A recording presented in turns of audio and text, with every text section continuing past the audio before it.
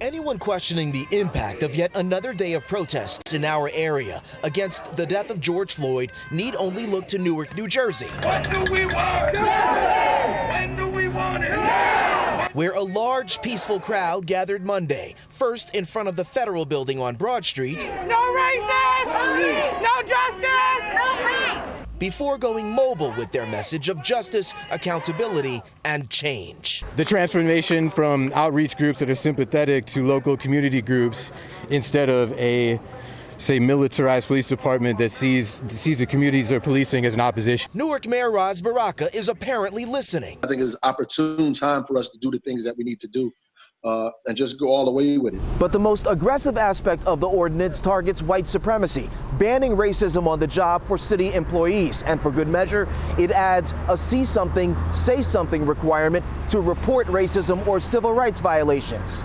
The penalty? Immediate termination. Baraka announced a sweeping local ordinance Monday that will defund, or redirect, as he puts it, up to $15 million from the Newark PD, or about 7% of the total department budget, and use it for new anti-violence community initiatives. The mayor's also ordering the closure of the police department's first precinct, which holds painful memories for this city as the site of the start of the 1967 uprising, and turning it into a museum. We're saying that white supremacy and racist activity is egregious, and watching people do these things is also egregious, so we're going to remove you from employment.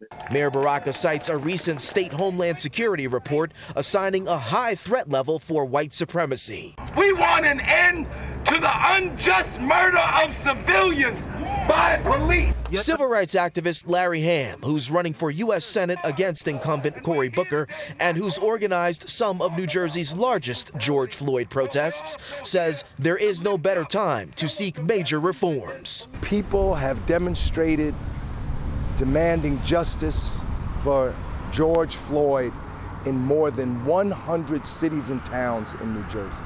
I think this is magnificent. My only comment would be for people to keep it up and to pace themselves. In Newark, New Jersey, Jay Dow, Pix 11 News.